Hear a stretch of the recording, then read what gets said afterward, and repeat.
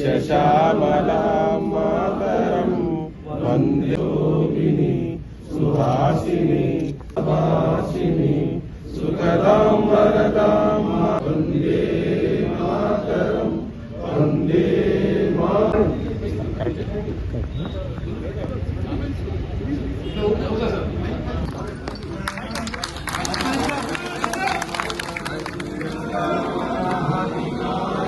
जय हे भारत भाग्य विधाता पंजाब सिंधु गुजरात मराठा द्राविड़ उच्चल गंगा विंध्य हिमाचल यमुना गंगा उज्जल जलधि तरंगा। तव शुभ नामे जाहे तव शुभाशिष माहे जाहे तव जय गाथा। जय गण मंगलदायक जय हे भारत भाग्य विधाता जय हे जय हे जय हे जय जय जय जय हे।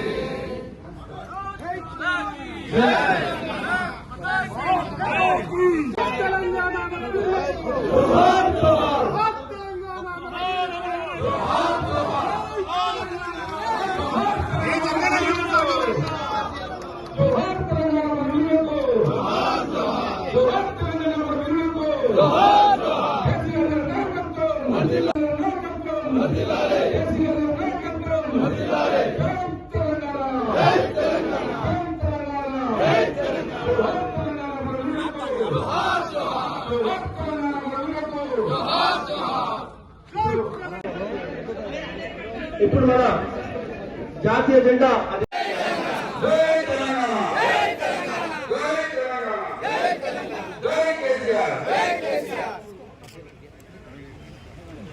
తెలంగాణ ఆవిర్భావ దశాబ్ది ఉత్సవాల్లో భాగంగా మన పార్టీ రాష్ట్ర వ్యాప్తంగా ఇచ్చిన పిలుపు మేరకు ఈరోజు మూడో రోజు రాష్ట్రమంతటా అన్ని జిల్లా పార్టీ ఆఫీసుల్లో జెండా ఆవిష్కరణ కార్యక్రమం ఏర్పాటు చేసుకోవడం జరిగింది. దాంట్లో భాగంగా ఈరోజు మహబూబ్నగర్ జిల్లా పార్టీ ఆఫీసులో ఇప్పుడే జాతీయ జెండాను మరియు పార్టీ జెండాలను ఆవిష్కరించుకోవడం జరిగింది. ఈ సందర్భంగా మహబూబ్నగర్ జిల్లా బీఆర్ఎస్ పార్టీ నాయకులకు పెద్దలకు ప్రజాప్రతినిధులు అందరూ కూడా పేరు పేరున శుభాకాంక్షలు తెలియజేస్తా ఉన్నాను. నాయకులు ఎక్కడ మరి కొత్త వాళ్ళు సంబరాలు పరిస్థితి ఏర్పడడం కూడా బాధాకరం. ఈ పరిస్థితి రావడం అనేది ఎందుకు జరిగింది ఏం జరిగింది అనేది పక్కన పెడితే మనమంతా ఒకటి ఆలోచన చేసుకోవాలి. తెలంగాణ రాష్ట్రం రాకంటే ముందు మన రాష్ట్రంలో పరిస్థితి మన భక్తుదేవుడు ఎట్లుండే పట్టణ ప్రాంతాల నుంచి సమస్యలుండే అన్ని సమస్యలు తెలంగాణ రాకంటే ముందు. మరి తెలంగాణలో అన్ని సమస్యలు ఉన్నాయి. తెలంగాణను వెనుకబాటు పడేసాడు ఆంధ్రపాలక ఉద్దేశంతోనే ఎన్నో సంవత్సరాల ఉద్యమాలు జరిగినాయి. 52 నుంచి 59 నుంచి రకరకాల ఉద్యమాలు జరిగి మరి చివరికి మనం మాజీ ముఖ్యమంత్రి మన పార్టీ అధ్యక్షులు కేసీఆర్ గారి ఆధ్వర్యంలో బ్రహ్మాండమైన తెలంగాణ ఉద్యమం స్టార్ట్ అయ్యి ఒక కొత్త పంతాల్లో రాజకీయ ఉద్యమాన్ని చేసి మరి అందరి సహకారంతో అన్ని వర్గాల సహకారంతో తెలంగాణ రాష్ట్రం సాధించుకోవడం జరిగింది. మరి తెలంగాణ రాష్ట్ర సాధన అనేది మామూలుగా జరగలేదు, ఉంటే రాలేదు. 14-15 సంవత్సరాలు 14 సంవత్సరాల పోరాటం, ఒక సంవత్సరం దాని ఆవిర్భావం జరిగిన అరేంజ్మెంట్ చేసుకోవడం కానీ ఉద్యమాలు ఎట్లా స్టార్ట్ అయిన ఆలోచన విధానం కానీ ఒక సంవత్సరం జరిపించి కేసీఆర్ గారు. తర్వాత తెలంగాణ ఉద్యమం పార్టీ స్టార్ట్ అయ్యి 14 సంవత్సరాలు అర్బన్ పోరాటం చేసినాం. దానికి అందరూ సహకరించి అన్ని వర్గాల ప్రజలు మరి రాష్ట్రం సాధన జరిగింది. మరి కేసీఆర్ గారు ఒక్కడి ఉద్యమాన్ని చేపట్టి ఈ రకంగా శాంతియుత వాతావరణంలో కొత్త బంధాల ఉద్యమాన్ని చేయకుంటే తెలంగాణ రాష్ట్రం వచ్చేది కాదు. అదే వేరే ప్రాంతాలు పోయి ఉద్యమాలు అభివృద్ధి చేస్తే ఎప్పుడో మనం ఒత్తి పడేసేవాళ్ళు ఆంధ్ర పాలకులు. మరి ఎవరికి చిక్కకుండా ఉద్యమాన్ని ఉవ్వెత్తున వేసి పైకి తీసుకుపోయి ఏదైనా ఇబ్బంది వచ్చినట్టు మన ఉద్యమం కొంచెం ఆగినా సరే కానీ ఉద్యమాన్ని తెలంగాణ రాష్ట్ర సాధన ఉద్యమాన్ని ఆపొద్దని విధంగా కేసీఆర్ ప్రయత్నం చేసి అప్పుడు ఎన్నో ఒడిదుడుకులు చాలా మంది మాట్లాడుతున్నారు బీఆర్ఎస్ పార్టీ మన ఒకసారి ఓడిపోతేనే ఇట్లయింది అట్లయిందండి. ఇవన్నీ బీఆర్ఎస్ పార్టీ కొత్త కాదు. తెలంగాణ రాష్ట్ర సాధన గురించి 14 సంవత్సరాల్లో ఎన్నో ఒడిదుడుకులు, ఎన్నో ఎత్తుపల్లాలు, ఎన్నోసార్లు పైకి లేచి మన కింద పడడం, మళ్ళీ ఎత్తుకోవడం, అయిపోయింది అన్నప్పుడు మళ్ళీ గుంజుకోవడం. 2009 అలా తెలుసు సీట్లు తక్కువ అయిపోయింది, టీఆర్ఎస్ పార్టీ అయిపోయింది, లేదు మొత్తం అయిపోయిందని మాట్లాడి ఎక్కడ అయిపోతుంది? టీఆర్ఎస్ పార్టీ అనేది అప్పుడు టీఆర్ఎస్ పార్టీ ఎన్ని ఒడిదుడుకులు వచ్చినా, ఎన్ని ఇబ్బందులు వచ్చినా, ఎన్ని ఆపదలు వచ్చినా, ఎన్ని కష్టాలు వచ్చినా, ఎన్ని నష్టాలు వచ్చినా ఓడ్చి తెలంగాణ ఉద్యమాన్ని ఈ రకంగా తీసుకొచ్చి మరి తెలంగాణ రాష్ట్రాన్ని సాధించుకోవడం జరిగింది. మరి తెలంగాణ రాష్ట్రాన్ని సాధించుకున్న తర్వాత మన అందరి అదృష్టం, ముఖ్యంగా తెలంగాణ ప్రజల అదృష్టం, మనం కేసీఆర్ గారు ముఖ్యమంత్రి చేసుకోవడం జరిగింది. కేసీఆర్ గారు ముఖ్యమంత్రి అయిన మన పార్టీ ప్రభుత్వం వచ్చింది కాబట్టి తెలంగాణ రాష్ట్రం ఈ రకంగా అభివృద్ధి జరిగింది. కానీ విని ఎరగని అభివృద్ధి. ఒకవేళ పొరపాటున తెలంగాణ రాష్ట్రం వచ్చిన తర్వాత 2014లో మన పార్టీ కాకుండా కేసీఆర్ ముఖ్యమంత్రి కాకుండా ఏ పార్టీ వచ్చినా, కాంగ్రెస్ వచ్చినా, ఇంకోటి వచ్చినా, ఎవరు ముఖ్యమంత్రి ఏ గవర్నమెంట్ వచ్చినా మళ్ళీ మొదటిగా వస్తుంటే తెలంగాణ తీసుకుని అందరూ కలుపుతుంది. ఈ డెవలప్మెంట్ రాకుంటే, ఈ అభివృద్ధి జరగకుంటే, ఈ ప్రజల జీవన ప్రమాణం మెరుగు కాకుంటే ఇంత సంతోషమైన వాతావరణం లేకుంటుంది. కేసీఆర్ ముఖ్యమంత్రి అయింది కాబట్టి ఉద్యమ సమయంలోనే ఏమేం చేయాలి, తెలంగాణ వస్తే తెలంగాణలో ఏమేమి ఇబ్బందులు ఉన్నాయి, ఏం చేస్తే బాగవుతుంది, ఏ కార్యక్రమం ఏదో చేస్తే ప్రజలు లాభం అయితే ఆలోచన చేసి ఎన్నో రకాల కొత్త కార్యక్రమాలు, కనీసం మనం ఊహించని కార్యక్రమాలు, కన్నీ పెరిగిన కార్యక్రమాలు, ఎవరైనా అనుకున్నామా మిషన్ భగీరథ కార్యక్రమం పెట్టి ఇంటికి నీళ్ళు అంటేనే మామూలు మాట కాదు. దేశంలో ఎక్కడ కూడా ఏ రాష్ట్రంలో కూడా ఈ రకంగా ఇంటికి నీళ్ళు ఇచ్చిన కార్యక్రమం లేవు.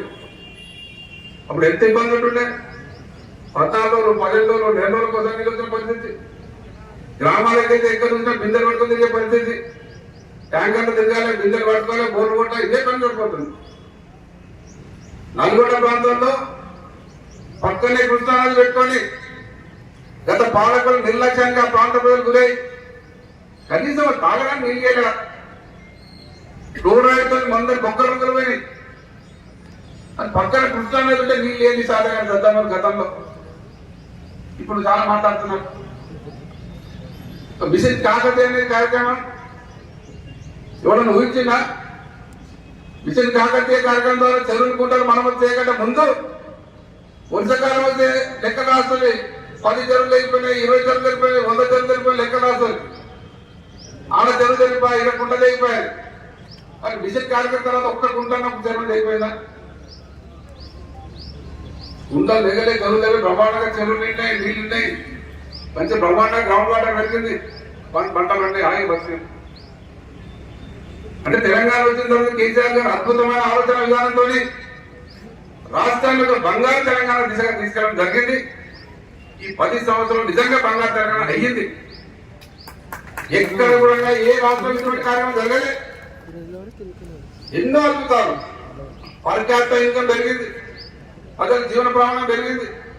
ముఖ్యంగా వ్యవసాయ రంగానికి అధిక ప్రాధాన్యత కేసీఆర్ గారు గతంలో వ్యవసాయం అంటేనే దండగన్న రోజుల నుంచి అది వ్యవసాయం అంటే పండుగన్న రోజులు వచ్చినాయి. హాయిగా వ్యవసాయదారులంతా కూడా బ్రహ్మాండంగా హాయిగా జీవనం గడిపారు.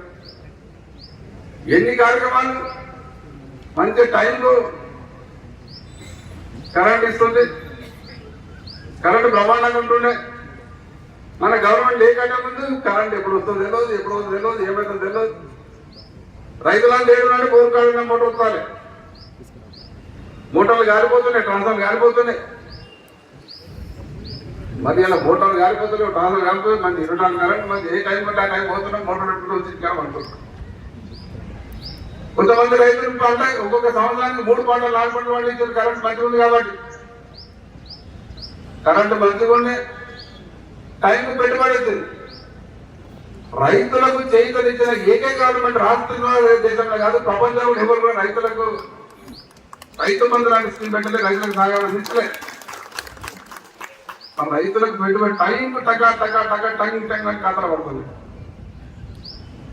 మరి అది కూడా ఇప్పుడు ఏదైనా పరిస్థితుల్లో చూస్తా ఉన్నాం.